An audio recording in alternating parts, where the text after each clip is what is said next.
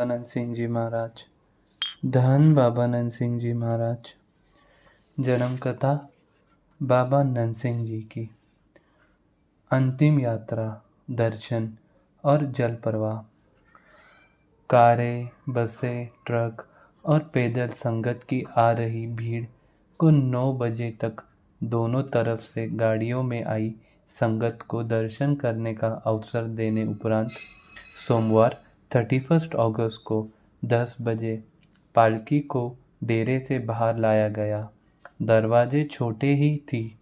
संगत की भीड़ ज़्यादा होने पर कई दीवारें, जो सभी कच्ची ही होती थी, गिराकर रास्ता चौड़ा किया गया।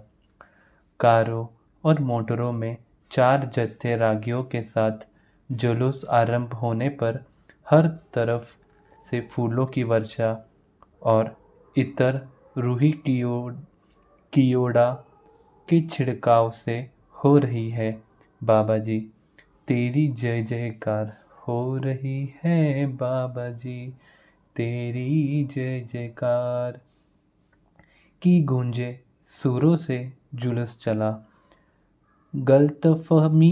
गलतफहमी से कई श्रद्धालु तो फिरोजपुर हेड पर और फिलौर के पुल पर इंतजार कर रहे थे।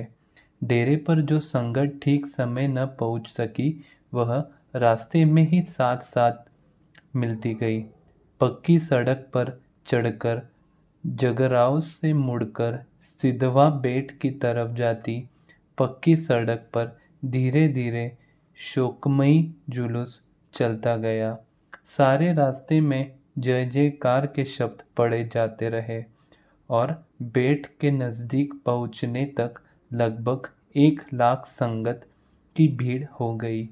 इसलिए बेट से पहले ही सभी गाड़ियों और ट्रकों को खड़ा कर दिया गया।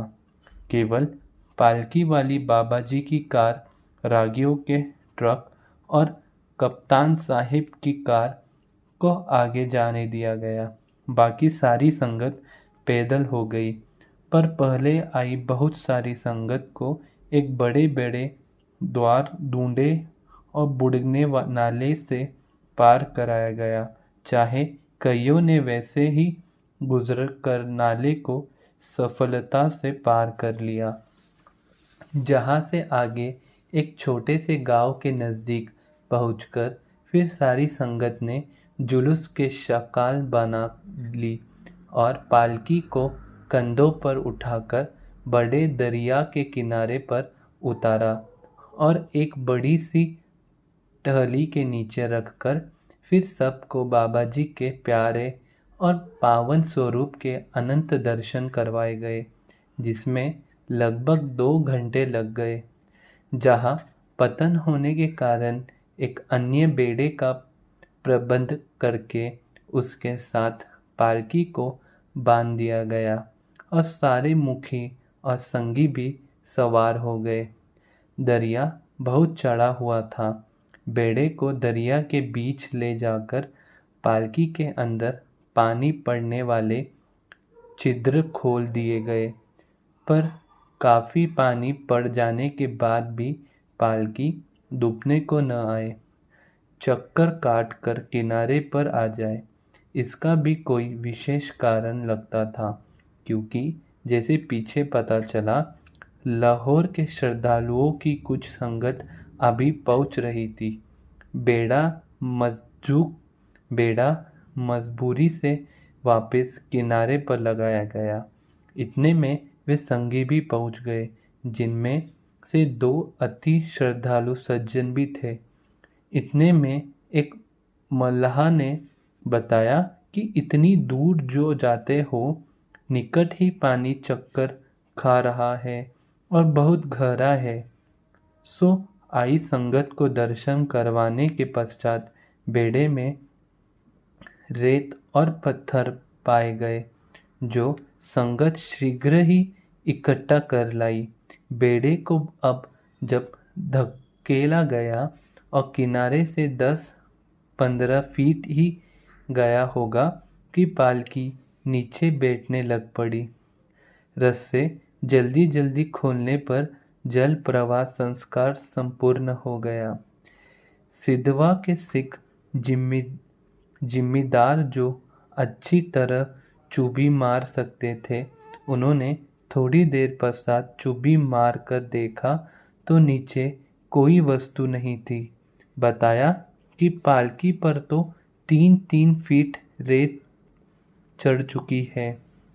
पतन पर ही श्री गुरु ग्रंथ साहिब जी का पाठ रखा गया।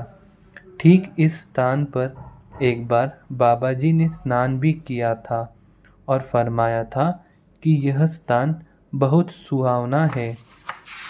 जब बात चली कि पालकी में कीमती सामान है, लालच में आकर कोई निकालने का प्रयास न करे और इस तरह बेदबी भी हो, तो इसीलिए दिन रात 3 दिन पहरा रहा विष्णु और निरंजन सिंह जोड़ा का।